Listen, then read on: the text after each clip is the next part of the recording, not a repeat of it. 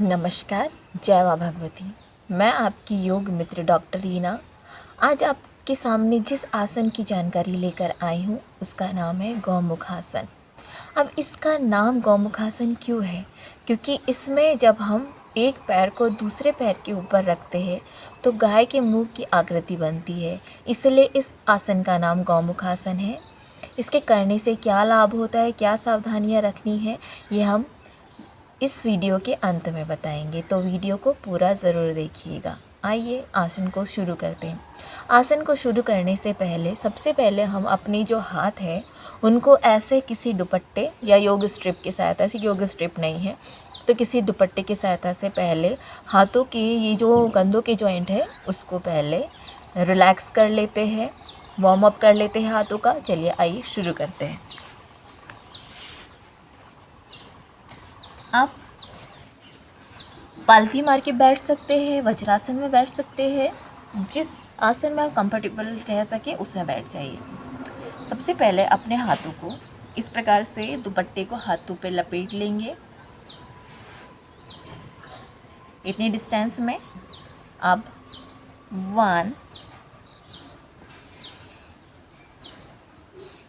2 3 4 5 6 आप 6 बार कर सकते हैं।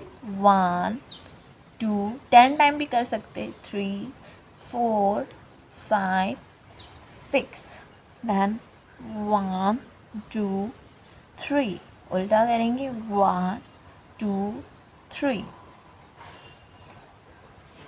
1 2 3 आप इस प्रकार से 1 2 3 4 5 6 अब जैसे हम इस प्रकार से पकड़ेंगे हाथों को, तो ये हाथ ऊपर लाएंगे और इसको दुपट्टे को ऐसे पकड़ के ऊपर की तरफ और नीचे की तरफ 1 2 3 4। अब इस हाथ से दुपट्टा यहाँ है तो इस प्रकार से पकड़ेंगे, इस प्रकार से 1 2 3 5 6 एंड होल्ड। यहाँ पर होल्ड करेंगे,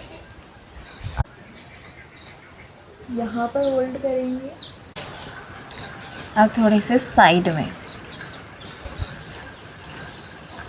1 2 3 4 5 6 1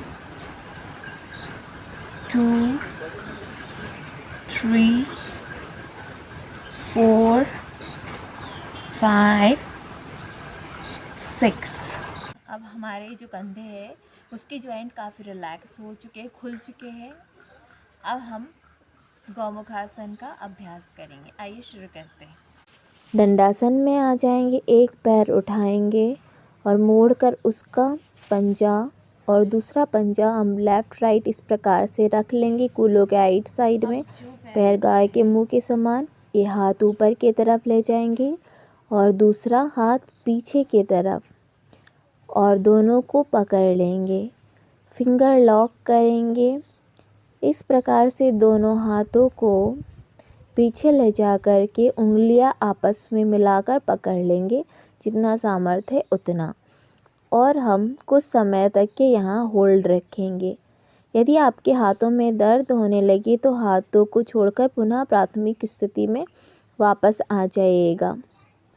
कुछ समय तक ये होल्ड करेंगे, ऊपर की तरफ देखेंगे। अंतिम अवस्था में श्वासें सामान्य रहेगी, आंखें भी बंद कर सकते हैं अंतिम अवस्था में इस प्रकार से। और कुछ क्षण अभ्यास करने के बाद हम धीरे धीरे हाथों को बाहर निकालेंगे, दूसरा हाथ, और थोड़ा सा हाथों को झटका देंगे। पैरों को खोलिए, सामान्य कीजिए दंडासन में।